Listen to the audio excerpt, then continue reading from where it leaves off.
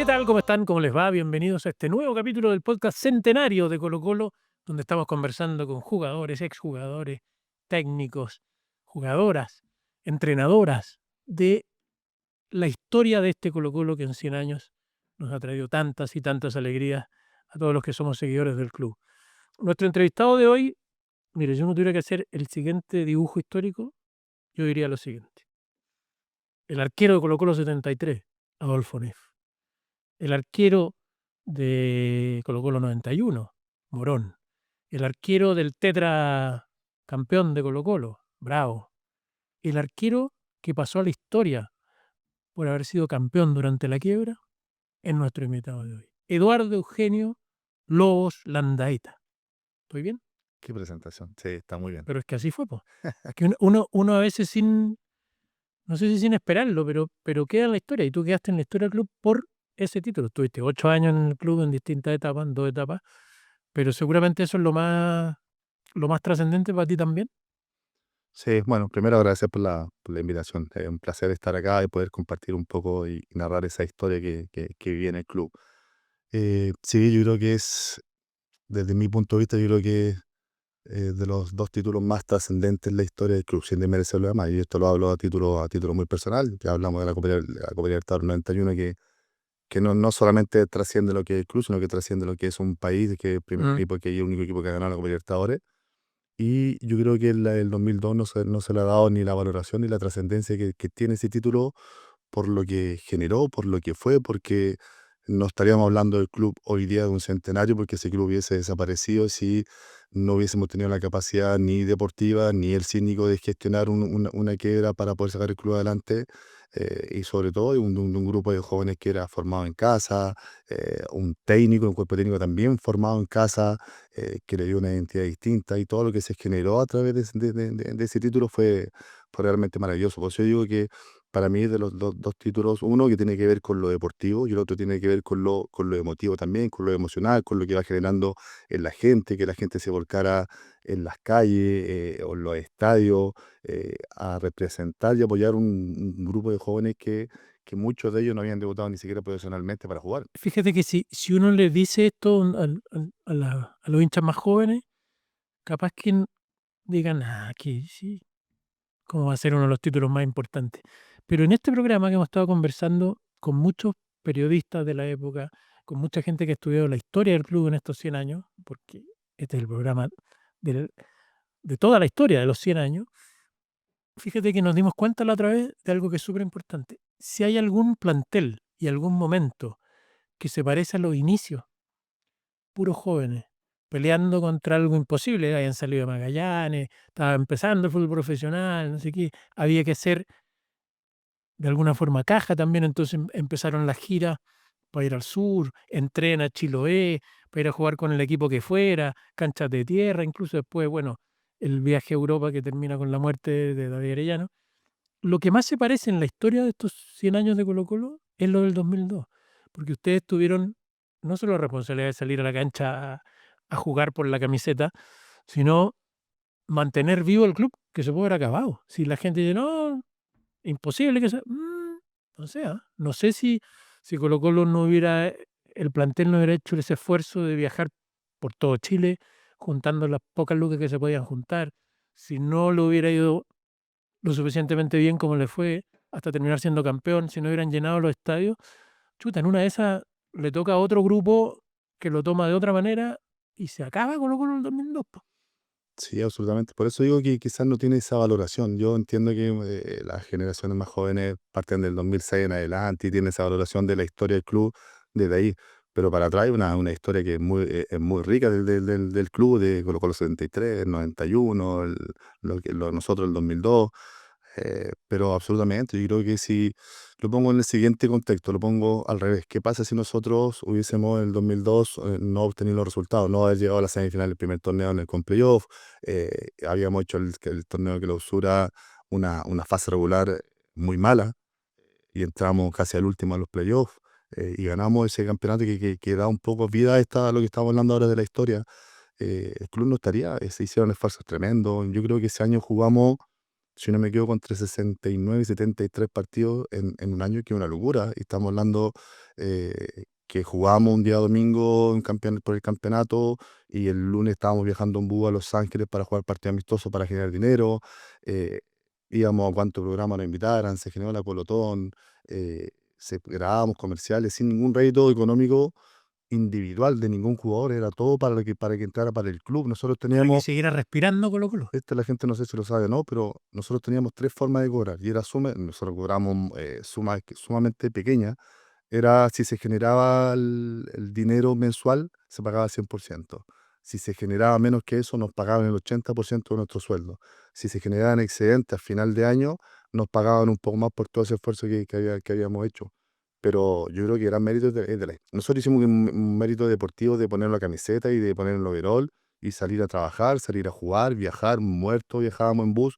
No eran los hoteles 5 estrellas que teníamos hoy en día, nos quedábamos en cabaña, quizás viajábamos en buses que no eran todo lo cómodo Un posible. sándwichito Sí, con metano. la comida no era tan buena, no era lo apropiado para el alto rendimiento. Y hacíamos todo ese esfuerzo, pero la gente también se volcó cuando hizo la Colotón, se volcó en los estadios, cuando se supo el tema de la quiebra. Nosotros jugábamos por lo menos un mínimo 40.000 personas, todos los partidos locales, de visita también éramos locales. Y Eduardo, ¿habría sido posible eso? Y te lo pregunto a ti, que partiste acá en las divisiones inferiores, si no lo hubiera llevado el peso, gente que sentía Colo-Colo por eso mismo, porque tal como dices tú, eran muchos jugadores, casi todos, formados en el club. O sea, ¿quién no era formado en el club? Espina, Barty, Raúl Muñoz. Raúl Muñoz, pero el resto eran los que habían vivido sus inicios como futbolistas en el club, los que eran colocolinos desde niños. Es muy difícil imaginarse esto mismo que estás contando si no hubiera sido con ustedes, digamos. Es que fíjate que la mayoría que tenía contrato vigente y que como que no era formado en el club, Se fue. se terminó yendo del club Sí. y terminó dando un paso al costado. Al final, lo que terminaron asumiendo esa responsabilidad fuimos nosotros con 17, 18 años, liderados por el Cabezón y Barty, y por Pizarro y por el Piover y Daniel Morón, que estaban en el cuerpo técnico, el Chara también, que también ayudaba. Yo creo que si no hubiese estado esa base desde que se formó en el club, por todo lo que representa formarse acá, porque te van entregando valores, te van entregando la historia, uno va asumiendo esos roles también cuando va creciendo, va evolucionando también las categorías. Yo creo que no hubiese sido totalmente distinto. Y hubiese sido totalmente distinto del apoyo de la gente, me da la impresión, pero se sintió identificada con un grupo de jóvenes que no tenía ninguna intención más allá de lo deportivo, que era salvar al club, de que no desapareciera. eh, Habían rematado la sede, no había dinero por ningún lado.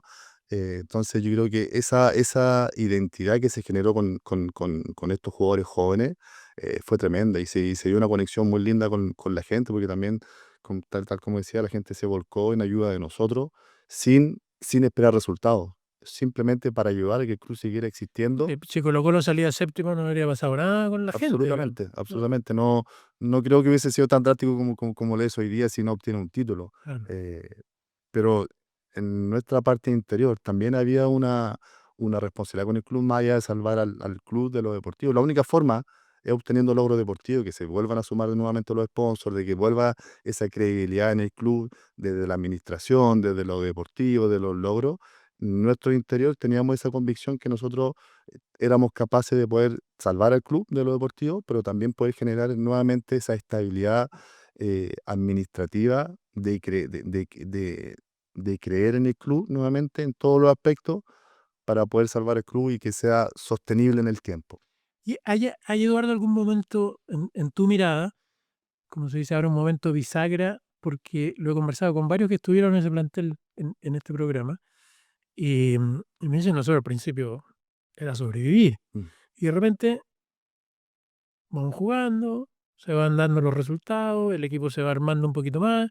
¿En qué momento empiezan a sentir que, chuta, podemos ser campeones este año? ¿Muy adelante ya? ¿O Desde mi punto de vista, yo creo que el partido que fue como clave fue haber perdido la semifinal con Rangers. ya? En el primer torneo de Porto que jugamos. ¿Y por qué digo esto? Porque nosotros veníamos bien, venía el equipo venía jugando bien, la gente nos venía acompañando, estaban los resultados, pero tampoco era porque éramos muy, muy, muy superior al resto, simplemente nos encontramos con un Ranger que nos dio un toque de humildad también a nosotros, de decir, bueno, para jugar Colo-Colo versus Rangers, que históricamente o en la historia es muy superior en logro, en lo deportivo, en fútbol. Pero fuimos allá y tuvimos que fue un partido atípico y jugamos en 2 días porque había una neblina y no pudimos terminar el partido, tuvimos que jugar el otro día temprano. Venimos acá con 40, 50 mil personas a Monumental, dijimos que lo damos vuelta y a los 10 minutos ya teníamos 1-0 en contra y nos costó muchísimo revertir eso. Yo después, creo que después de ese partido hubo una conversación de equipo, de decir que sí podíamos en el torneo que venía de poder salir jugar puras campeón finales. y que había que jugar y que había que ganarlas todo, pero jugando siempre pensando en no en la superioridad, sino que tenemos que remar por muy cliché que suene, pero teníamos que jugar de equipo como de equipo chico a grande, siendo que éramos un equipo grande, pero en ese momento estábamos en otra historia, teníamos otra historia internamente también de poder solucionar y poder solventar, así que yo creo que ese partido fue clave para lo que vino después. En general los arqueros son más, eh, tienen una historia un poco más propia, a diferencia de las grandes sociedades que se arman en el terreno de juego. ¿Quién era tu gran socio en el equipo? ¿Alguno de los centrales, el volante de contención? ¿Quién era el que tú decías ahí, con este el que tengo que hablar para que resulten las cosas? Sí, mira, es paradójico porque con David Enrique, en los entrenamientos nos peleábamos todos los días, porque David también era Pero un hombre fácil. Era muy cascarrabia, yo también tampoco era tan fácil pero era un Puta, tipo que que uno miraba para atrás y veía a Bruce Willis, po. sí, Se asustaba, po, se asustaba. pero Davicho era un tipo el día de partido que se entregaba por completo y te entregaba esa seguridad, esa tranquilidad que se iba a matar por el club, se iba a matar por tus compañeros, en todos los aspectos, en lo ¿Pero tú eras de deportivo. hablar harto con él? O, Hablábamos, sí. sí, hablábamos. Yo diría que era el uno. Con Marcelo tratábamos de hablar porque el Marcelo, el cabezón, era el que nos guiaba. Yo siempre digo que si no hubiese estado el Marcelo, era imposible conseguir todo lo que hicimos como equipo. Era el tipo que lideraba hablando. En la cancha, si pasaban siempre por él y la 101 no se la daban, se enojaba. Él siempre quería el protagonismo, siempre quería la pelota. Y para nosotros que éramos jóvenes, un tipo que quiera ese liderazgo dentro del campo era tremendo. Era el que le hablaba a los árbitros. Barty era mucho menos porque él ya estaba en la etapa final de su carrera, no jugó tanto, pero como persona espectacular y lo que aportaba adentro, lo que transmitía, lo que generaba el liderazgo, hablando, aportando, apoyando, era tremendo. Yo diría que David y Marcelo eran y Barty también dentro del campo eran los líderes, pero que uno quisiera siempre tener. Y afuera, bueno, Jaime lo que transmitía, tranquilidad, el Pillo también. El Dani, tenerlo entrenado de arquero también era importante por todo lo que había generado en el club, campeón de la Copa Libertadores, ídolo en el club. Entonces era importante ¿Cómo era la relación tener eso. contigo? ¿Quién? ¿Con Dani? Sí. Bien. Porque jodido, Daniel, po. Sí, sí, yo también era muy Sí. jodido, yo era muy... De los que no hacían caso, eres tú. No, pero con Dani, mira, Dani es tremendo tipo. Dani es una persona que es muy difícil no quererla. Yo quizá en algún momento me equivoqué en algún camino de decir no me llevé tan bien con el Dani. Pero hoy día ya eso yo estaba todo olvidado, puedo hablar con él, pero el Dani es tremendo tipo, tremendo profesional, nos aportó muchísimo, después me volví a encontrar en la selección con él, así que me llevaba bien, en un momento no tan bien, pero en general muy, muy, muy bien con el Dani. ¿A qué edad llegaste a Colo-Colo? Yo llegué a los 12 años. Ya. ¿Y cómo había sido tu relación hasta esos 12 años con el club? ¿Cuándo fue la primera vez que supiste que existía Colo-Colo? ¿Ibas al estadio? ¿Había una cosa familiar? Eh, ¿Cuándo empieza Colo-Colo para ti? Sí, a mí venir al estadio era más difícil porque yo soy nacido en De Curicó. Curicó y vivía en Curicó hasta esa fecha. Y Eh, Curicó es de las ciudades donde el local es más importante que eh, Colo-Colo, que la U, que la Católica juntos. Pero fíjate que yo no jugué nunca en Curicó Unido. Ya. Yo jugué no se generó tanto ese arraigo, esa identidad con el club. Nosotros estábamos en una academia que se llamaba Juventud 2000 y ahí salió el Pato Almazaba, el Raúl Muñoz, los hermanos Álvarez, Claudio Maldonado, Lucho Díaz, Mucho periodista deportivo mucho, de Curicó, sí, sí, sí, Cristian Arco, el Chico Díaz, hay mucho, Pablo Paulito Flores, Flores. sí, mucho, mucho. Entonces se genera eso, mi familia no era tan colocolina, pero a mí sí me empezó a gustar porque nosotros en Curicó se generaba un mundialito que se hacía todos los años en enero y Colo Colo siempre estaba invitado. A mí me gustaba como lo que generaba el club, también iba mirando también un poco la tele, y de ahí nace un poco la historia. ¿No habéis venido a Santiago nunca? ¿Al No, estadio? no, Nunca. nunca, Ah, nunca, nunca, nunca había venido a Santiago al estadio, siempre en Curicó. Y de ahí hasta que, bueno, Mario Herrera con Peckerman me fueron a buscar a mí, que lo dio Maldonado a los 12 años a Curicó, y ahí empieza a generar un poco toda esa historia. Y cuando te dijeron al principio dijiste, ¡ah! Colo-Colo, dijiste, no sé si me quiero ir de Curicó. Sí, yo me quería ir. A mí me pasa que Ya, a mí fue a buscar primero Peckerman y el primer año no me dejaron venir. Entonces muy chico. me tuve que quedar, Claudio Maldonado se vino, me tuve que quedar yo. Y el segundo año fue Mario Herrera, que en paz descanse también fue un veedor que es muy conocido también en Sí, Colo-Colo. conozco. Entonces, él fue y me dejaron ya venir definitivamente acá y estuve en la pensión, ya había pensión, no estaba la casa Alba. Entonces ya ahí se empezó a generar ese vínculo y esa historia con el club. Y ahí, desde esos 12 años en adelante, nunca más dejaste, po.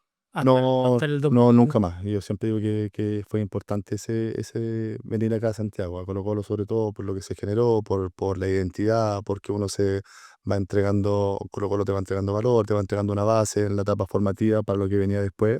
Y para mí fue sumamente importante todo lo que se generó después con la venida de acá. Y de ahí, bueno, y de ahí uno se hace hincha y ¿Siempre fuiste arquero? siempre. ¿No jugaste en ninguna otra posición No, nunca? nunca en algún momento me quisieron jugar al arco por el tema de que le pegaba fuerte al balón. Ni siquiera le jugaba bien con los pies, sino que le pegaba fuerte a la pelota. Pero no, nunca. Siempre mi pasión fue jugar al arco y estar ahí. Y cuando eras chico y jugaba, ¿Mm? porque cuando yo era chico soy mucho más viejo que tú, pero pues, el que jugaba al arco quería ser Sepp Maier, el alemán, o Dino Sof, el italiano. Después los chilenos querían ser como el Condor Roja, no sé qué. ¿Quién quería ser tú? ¿Quién eras tú cuando jugabas en el barrio, no sé qué? Sí, siempre nombraba a Seth Mayer, me ¿En gustaba. serio? Michel Predom también estaba. Después me fue buscando Van Breukelen también, que era un holandés. Después me fue gustando mucho Van der Sar. Yo creo que con el que más me identifico un poco con Van der Sar, porque también fui criado también por Julio Rodríguez, entonces también tiene que ver con esa metodología holandesa que traía y básicamente tenía que ver con la metodología del Ajax del año 94, 95, ¿Qué fue tal. lo más raro o distinto que empezaste a vivir cuando llegaste ya a un club grande como Colo-Colo? Porque me mencionaste a Julio Rodríguez y el tiro me imagino la máquina que tiraba pelota a todos lados. ¿Qué era lo distinto? ¿Qué era Coincidió justo que cuando llegué yo, llegó Julio también al club y venía con toda esa metodología y venía y efectivamente trajo el balón y tenía un cable como de 300 metros porque no era inalámbrico, entonces tenía que cruzar todo el paño para poder lanzar balones y era toda una revolución, po. Pero yo siempre digo que Julio para mí es lejos el mejor formador y lejos el mejor entrenador de arquero. Por la formación, por la sencillez y la simpleza que entrega el mensaje, por cómo entrena. Cómo es capaz de transmitir su mensaje para que nos llegue a nosotros y nosotros aplicarlo. Y de ahí creo que se formó una buena base. Bueno, estaba yo, estaba Claudio, estaba Felipe, estaba Eh, Víctor Loyola. ahí tuviste, entre comillas, alguien dirá que es buena suerte, pero también un poco de mala suerte, po, ¿no? Lo de Claudio, Sí, pues, te sí. tocó justo con probablemente uno de los dos o tres mejores arqueros de la historia, al Sí, menos en términos de resultados. pero yo tengo muy buena relación con Claudio. Yo no tengo idea qué hubiese pasado si no me hubiese lesionado en el 2003 en Copa Libertadores con Boca, cuando se me luxó el hombro, estuvo 8 meses fuera y ahí empezó a aparecer Claudio. Eh, yo digo que es un privilegio el compartido con todos ellos, porque era un aprendizaje constante, nos empujábamos constantemente a nosotros a mejorar. Julio nos empujaba también a mejorar y evolucionar también el entendimiento del juego, que era sumamente importante. Creo yo que para esa época nosotros éramos un adelantado en el tema del arco en el juego, siendo contenido muchas veces por los entrenadores, porque el fútbol no era tan evolucionado en ese momento. Nosotros ya empezábamos a jugar más cerca de los centrales, ya pegábamos de sobrepique, queríamos salir jugando, y en ese tiempo no era tan habitual. Al revés, estáis en la línea y si se mueve te retaban. Entonces eso nos trajo muchos problemas con los técnicos de las categorías muchas veces, porque queríamos hacer algo distinto y nosotros luchábamos contra eso y lo hacíamos. Por eso creo que trascendimos también después en el tiempo con nuestro juego, con nuestra idea, Eso te iba pero a sí. preguntar, ¿te ayudó eso, el haber vivido como una etapa de cambio claramente en lo que era el juego de un arquero? ¿Te ayudó eso, por ejemplo, cuando fuiste a Rusia? Muchísimo, muchísimo. Yo, Es que difícil eso, ¿ah? Y esa no la pensaste porque ya venirse de Curicó a Santiago ya, pero irse de Santiago mira, fíjate que yo a salí Rusia, el 2000, a final del 2004 salí de Colo-Colo, jugué 6 meses o 5 meses en Audax Italiano y había firmado en Huachipato por 2 años. Y me fui a la pretemporada el 2005, al inicio del 2005, y estuve 2 semanas y me llaman de Rusia, y en el bus, de hecho íbamos a entrenar, y me llaman, me dice, está la posibilidad de irte a Rusia, vamos. Me da lo mismo como, Pero no tenía ahí la más, seamos francos, la más No, idea que era no, no, Samara, que era, no, yo o más o menos, ¿cachai? no tenía idea. Yo lo único cercano que tenía era que el flaco ya sé que había jugado, había estado ya en Rostov, eso era lo único. Entonces, es que yo en ese tipo de cosas tomo decisiones muy rápidas y no, ¿Estabas solo en esa época? no estaba con familia. Ni le preguntaste, porque si le he No, preguntado, se he hecho no, una votación perdida ahí. o sea, y claro, la familia, yo siempre he dicho que la familia, la que no está acostumbrada al fútbol, son las que ayudan a tomar las peores decisiones a los jugadores de venirse siempre a los lugares porque echan de menos a la familia. Ah. Eh, pero no lo pensé, me fui, llegué y toda esta formación que hablo desde los métodos, de la metodología, me ayudó muchísimo. Yo creo que el juego con los pies marqué mucha diferencia en Rusia.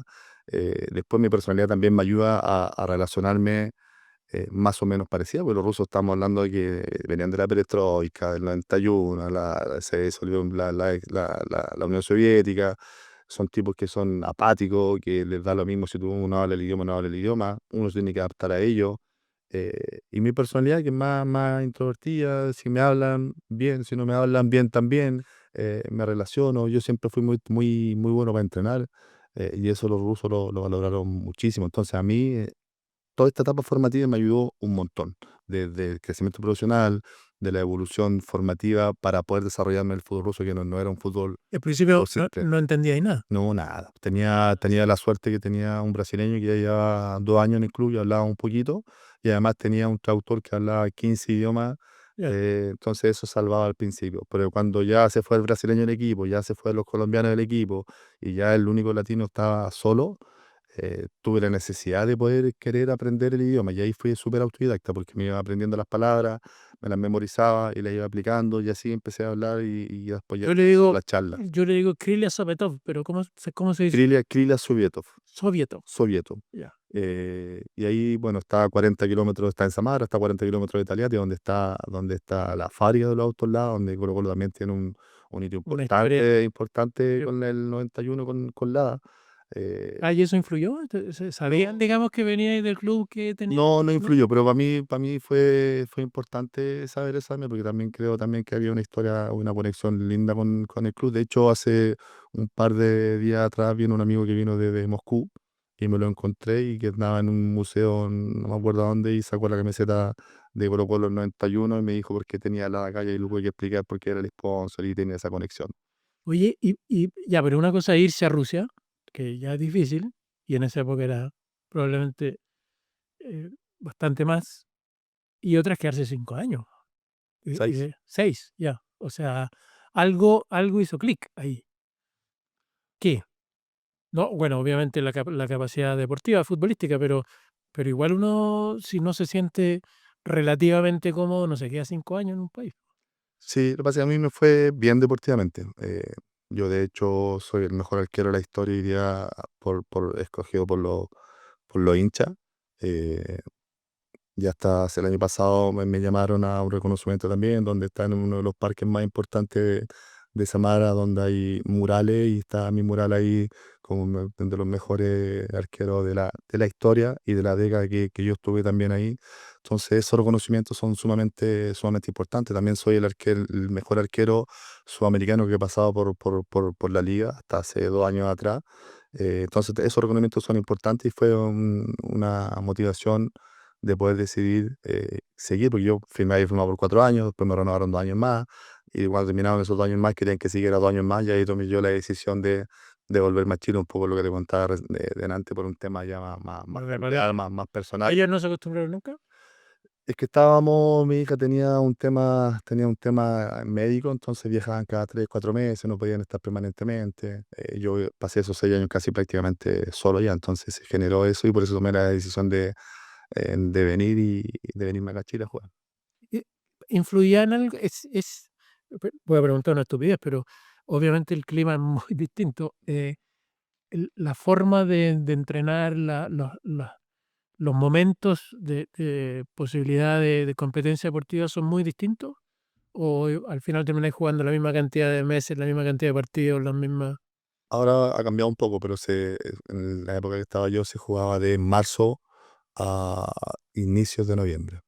no- Ahí terminaba el torneo porque a inicio de noviembre ya a fines de octubre ya empezaba la nieve y era imposible jugar. Sí, es lindo jugar con la pelota naranja, un rato. pero Después no se mueve, ¿no? no, es difícil, es muy difícil entrenar también, las canchas cubiertas, tienen que sacar la nieve. Máximo frío que estuviste.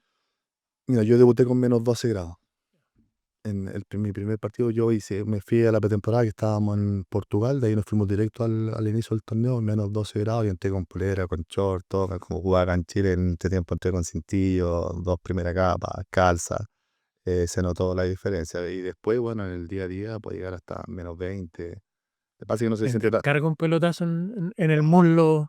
los pies era lo que más sufrían. Yo entrenaba con chaqueta, con buzo. Era complicado entrenar, pero era entretenido porque uno aprendía también, va aprendiendo otras técnicas de poder jugar, porque la pelota con nieve no se puede tomar, es imposible, se resbala. Entonces uno le empieza a agregar el puño al juego. No es tan vistoso, no es tan lindo estéticamente, pero son herramientas que uno va. No, marcáis con la nieve se borra el tiro, pues, ¿no? Sí, ahora sí, sí. Sí. Sí, porque aparte ahora está apareciendo como este sistema de como de calefacción un poco de las canchas, pero ya un poco las canchas son más híbridas. Allá era solamente más pasto natural, entonces genera barro, era complicado jugar. Pero el clima es duro, íbamos a jugar a Tomsk, que está en Siberia, y era duro jugar ahí también. Íbamos a jugar a Chechenia, era duro también, no solamente por el frío, sino por lo que generaba el tema de guerra, el tema de Sí, bueno, obvio. jugar en Chechenia es potente, pero nosotros, no sé si se acuerdan, pero hace un par de años atrás eh, entraron una banda a un colegio, mataron 300 niños en ese colegio, y uno cuando llega al aeropuerto, sale del aeropuerto, a 200 metros está el cementerio donde están todos los niños enterrados. Me tocó jugar en Chechenia cuando el estadio, después de 10 años, lo volvieron Abrir. a activar para jugar, porque había habido un atentado de una bomba en el estadio. Eh, Me tocó ir al hotel, todo lleno de metralletas, los celulares, todo cortaba la señal, inhibida. Eh, era potente llegar a jugar a esos equipos. Ir a jugar al límite de Japón, donde hay una diferencia horaria de 12 años, de 12 horas, Ahora, perdón. eh, También es potente porque vaya a jugar 12 horas para allá, 12 horas para acá, y si perdí son 24 horas viajando para a perder. perder. Entonces también el sueño, hay 6 7 horas también de diferencia horaria en la ciudad nuestra. Entonces también se generaba todo ese jet lag también que se generaba en el Y ahí juego. después dijiste, ya, seguí, ya vuelvo a Colo Colo. No, ahí volví a Unión. Fuiste Unión primero, sí. Volví a Unión ahí los primeros 6 meses. Y estuviste a punto de irte a Israel ahí. Firmé en Israel, po. O sea, Yo ibas a ir de Rusia a Israel y te viniste a Unión. Me acuerdo que fue así como la gran sorpresa ese año que. me vine de Rusia a Unión esos 6 meses que jugaba la Copa Libertadores. ¿Ya? Me fui a Israel después de Unión, había firmado 2 años. Llegué al club Dijiste, me voy a ir a otro país tranquilo, que para qué me voy a ir pero me ha ido un buen equipo, me ha ido al Apoel Tel Aviv, uno de los más grandes de allá del país. Y se genera algo bien, bien raro, porque llego, entreno 2 semanas y el entrenador que me llevó lo echaron. Y llegó otro entrenador y dice, yo no te contraté, no te traje, no quiero, llegar a un acuerdo con el club. Y ahí estuve 2 semanas más en el club tratando de llegar a un acuerdo y me terminé yendo. No alcancé a debutar Y ahí en el volviste club. a Unión. Ahí volví, no, ahí me contrata Colo-Colo. Ya. Ahí me contrata Colo-Colo. Estaba Jaime, si no me equivoco, diferente Estamos deportivo. hablando de 2011. 2011 el segundo semestre, pero estaba Diego Caña en ese momento de técnico. Y no me quería, pero me contrató Colo-Colo igual y me mandó a préstamo a Wander. Y ahí estuve 6 meses. Wander ese año era último, último de último. Y fui allá y terminamos salvando al equipo en el partido final con Naval, si no me equivoco, y terminamos salvando al equipo del. Es raro eso porque, o sea, yo supongo, lo digo solo de sentido común, no, pero con un arquero de Colo Colo, Mm, puta, va, perdón, pucha, te llegan poco. sí, O cuando te llegan en una lata, porque llegan cada 15 minutos, entonces tenés que estar mucho más pendiente. En un equipo que está mal en ese momento como estaba Wander, al revés, podría ser el protagonista permanente, te llegan, te llegan, te llegan. sí, Cambia un poco casi el rol. fue raro porque yo llegué, por ejemplo, estaba Job cuando él movía a Wander, y me pasa lo mismo que Real. Job llega, yo llego y al otro día se va. Había pasado que los hinchas Gracias, habían entrado a la cancha y asumió Robles con Nelson Soto, y estaba el Chepo Sepúlveda también, que fue PF de Manuel también, sí, si no me equivoco. Entonces, y ahí empezamos. Pero fue un campeonato muy, muy duro porque sí, efectivamente nos llegaban harto, pero empezamos a ganar, pero todos los que estaban arriba también ganaban, entonces no lográbamos salir nunca de la parte de abajo.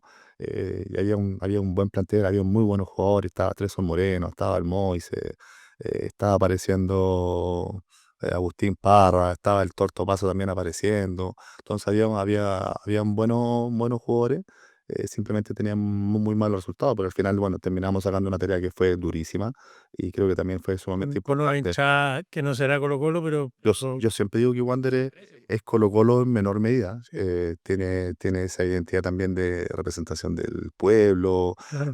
a mucha gente. Es complicado jugar en Wander, no es fácil. Y afortunadamente salió bien esa historia. Después te pusiste más cuico y te fuiste a Everton. A Everton, ahí tuve 3 años. 3 años.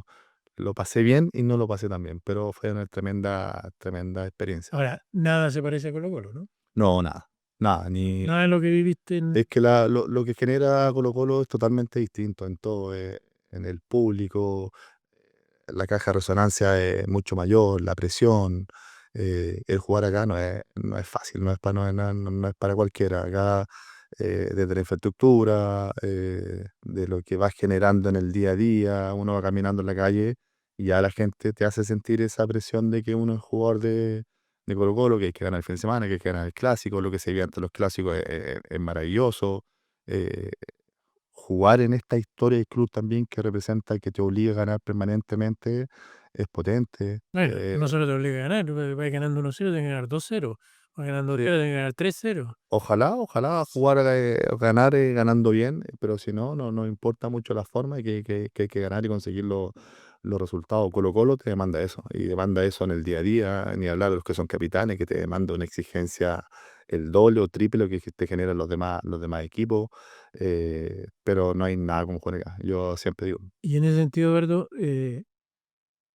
sabiendo lo que es Colo-Colo, tú que ahora eres técnico, Mm, no debe ser fácil ser técnico de Colo-Colo. no, Peor que ser jugador.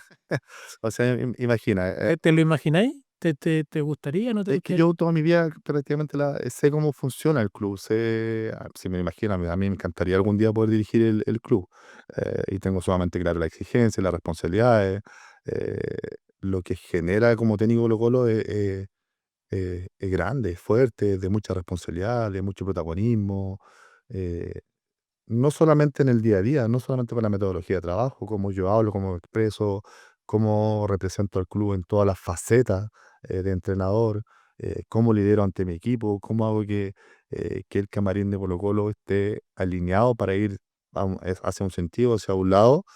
No es fácil. Yo siempre digo que los jugadores, no solamente Colo-Colo, tienen un ego que es tremendo, y sobre todo en los clubes grandes, llevarlo, sobrellevarlo es difícil. Congeniar con toda esa figura es difícil. Yo creo que la responsabilidad del técnico de Colo-Colo, es muchísima, es muchísima. Y no es para cualquiera dirigir acá. El que se queda afuera es complejo porque no son jugadores chicos, sino que son, para tener un buen plantel tiene que tener, no sé, 20, 22, más o menos del mismo nivel. Sí. Se te queda uno afuera, empieza a preocuparse. Pasa en todos los equipos, pero acá en esto, No, acá, pero acá acá se siente más. sí, porque son jugadores de más trayectoria normalmente. Por eso digo que saber liderarlos, saber manejarlos, saber comunicarse con ellos es fundamental.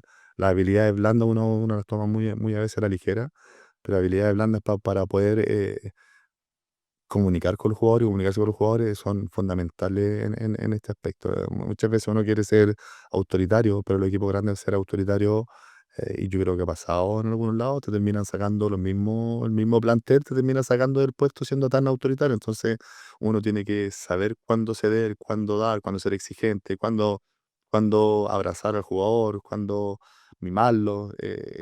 Psicólogo, Tiene un montón de aristas, tienes sí, que ser y sin psicólogo. tener la herramienta de psicólogo.